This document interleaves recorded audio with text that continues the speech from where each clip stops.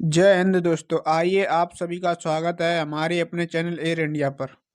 तो आज का टॉपिक होगा जनगणना। तो जनगणना क्या होती है? जनधन गणना।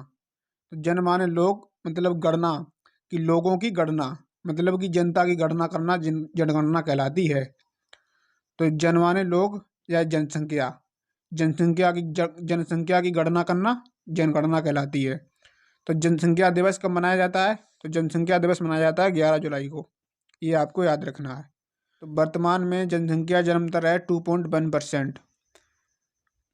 1872 में भारत में ब्रिटिश वायसराय लॉर्ड मेयो के अधीन पहली बार कराई गई थी। मतलब कि जनगणना लॉर्ड मेयो के समय पहली बार 1872 में कराई गई थी।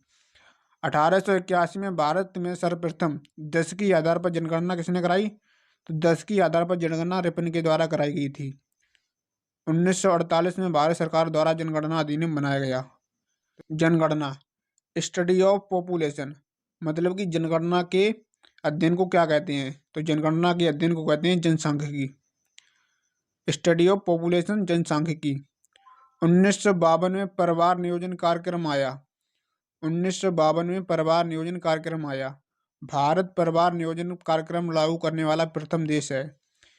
तो भारत परिवार नियोजन लागू करने वाला प्रथम देश है। 15 फरवरी 2000 को नई जनसंख्या नीति आई। तो अगला फैक्ट है, 15 फरवरी 2000 को नई जनसंख्या नीति आई। NPP, national population policy. तो नेशनल पॉपुलेशन पॉलिसी 15 फरवरी 2000 को आई। अगला फैक्ट है, 1969 में जन्म और मृत्यु के पंजीकरण का अधिनियम आया। आइए 2011 की जनगणना के बारे में जान लेते हैं। इससे हर एक एग्जाम में एक ना एक क्वेश्चन बनता है। 2011 की जनगणना 15वीं जनगणना है। स्वतंत्रता के बाद की 7वीं जनगणना। 2011 की जनगणना स्वतंत्रता के बाद की 7वीं जनगणना है और 21वीं सदी की दूसरी जनगणना है। भारत का क्षेत्रफल दुनिया के क्षेत्रफल का 2.431% है। तो भारत का क्षेत्रफल दुनिया के क्षेत्रफल का 2.431% है। भारत की जनसंख्या दुनिया की जनसंख्या का 17.5% है। तो भारत की जनसंख्या कितनी है? 17.5%। और जबकि क्षेत्रफल है भारत के पास ओनली 2.431%। 2011 की जनगणना में 29 विषय हैं। इस जनगणना संघ सूची में आती है। जनगणना गृह मंत्रालय द्वारा कराया जाता है। 2011 की जनगणना के आयुक्त थे डॉक्टर चंद्रमौली। जनगणना अनुच्छेद 246 के अंतर्गत आती है। अनुच्छेद 246 में जनगणना का वर्णन किया गया है। जनगणना अनुसूची 7वीं में आती है। जनगणना 7वीं अनुसूची जनगणना से संबंधित है और अनुच्छेद 246 जनगणना से संबंधित है। 2021 की जनगणना। 2021 की जनगणना 16वीं जनगणना है और इसमें 31 विषय हैं। 16वीं जनगणना के आयुक्त हैं विवेक जोशी और 15वीं जनगणना के आयुक्त हैं चंद्रमौली। जनसंख्या घनत्व। आइए जनसंख्या घनत्व को पढ़ लेते हैं। इंडिया का जनसंख्या घनत्व है 382। जनसंख्या घनत्व किसे कहते हैं? जनसंख्या घनत्व प्रति वर्ग किलोमीटर में निवास करने वाली जनसंख्या घनत्व कहलाती है। सर्वाधिक जनसंख्या घनत्व वाले राज्य। यहाँ से एक क्वेश्चन हर एक एग्जाम में बनता है, जनसंख्या घनत्व। तो जनसंख्या घनत्व को पढ़ लेते हैं। प्रति वर्ग किलोमीटर में निवास करने वाली जनसंख्या को जनसंख्या घनत्व कहते हैं। इंडिया का जनसंख्या घनत्व 382। सर्वाधिक जनसंख्या घनत्व वाले राज्य। तो सर्वाधिक जनसंख्या घनत्व वाले 3 राज्य हैं, बिहार, पश्चिम बंगाल और केरल। बिहार में प्रति वर्ग किलोमीटर में निवास करने वाली जनसंख्या 1106 और पश्चिम बंगाल में 1028, केरला में 860। मतलब कि बिहार में 1106 लोग प्रति वर्ग किलोमीटर में निवास करते हैं और पश्चिम बंगाल में 1028 लोग प्रति वर्ग किलोमीटर में निवास करते हैं और केरला में 860 लोग प्रति वर्ग किलोमीटर में निवास करते हैं। सर्वाधिक जनसंख्या घनत्व वाले केंद्र शासित प्रदेश। पहले हमने पढ़े राज्य, अब है केंद्र शासित प्रदेश। सर्वाधिक जनसंख्या घनत्व वाले केंद्र शासित प्रदेश।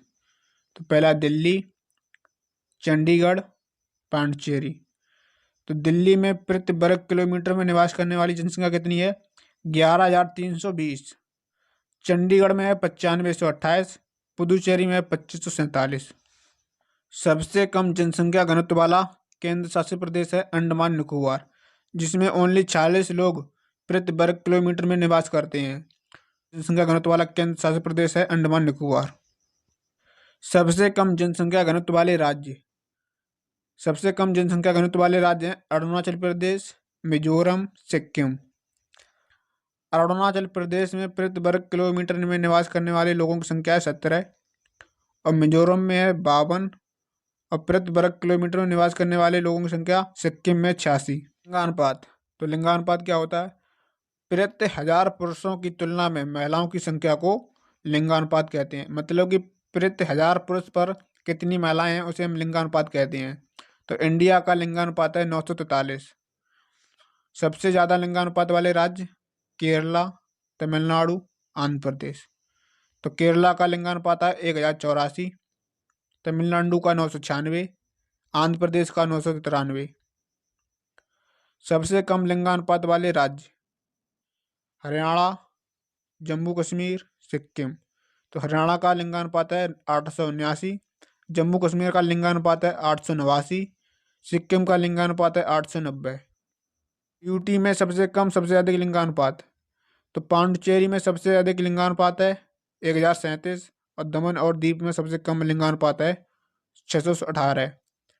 तो यूटी में सबसे अधिक लिंगानुपात है पांडिचेरी में 1037 और दमन और दीप में है 618। साक्षरता। तो आइए साक्षरता के बारे में पढ़ते हैं।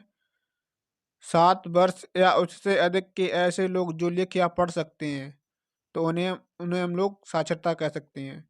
यानी कि या तो वो लिख लें या तो पढ़ लें, एक में से कोई सा एक काम कर लें तो उन्हें हम साक्षर बोल सकते हैं। तो इंडिया की साक्षरता कितनी है? 73%।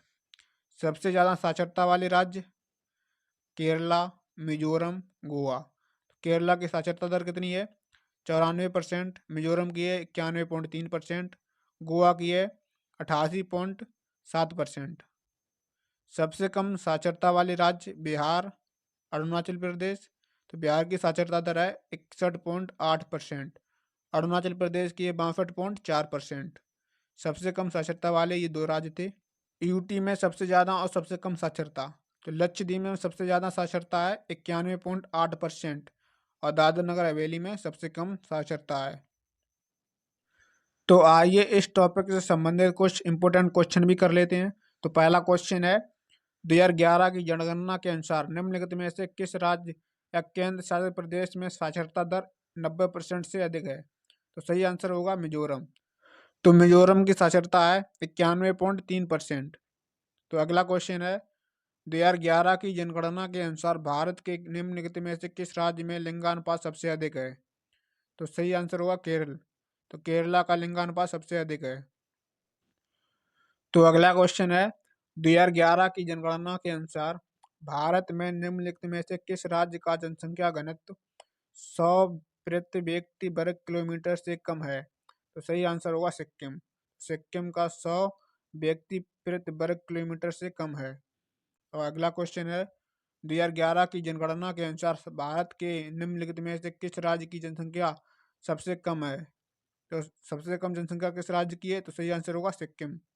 सिक्किम की जनसंख्या सबसे कम है। तो अगला क्वेश्चन है 2011 की जनगणना के अनुसार भारत की जनसंख्या। तो अगला क्वेश्चन है 2011 की जनगणना भारत की कौन सी जनगणना थी? तो इसका आंसर आपको कमेंट बॉक्स में बताना है। दोस्तों अगर आपको हमारी वीडियो का कंटेंट और वीडियो का तरीका अच्छा लगा हो तो दोस्तों हमारी वीडियो को लाइक एंड चैनल को सब्सक्राइब कर लीजिएगा और बेल आइकन को भी प्रेस कर लीजिएगा जिससे कि आपके पास इस तरह की नई नई वीडियो आ सके।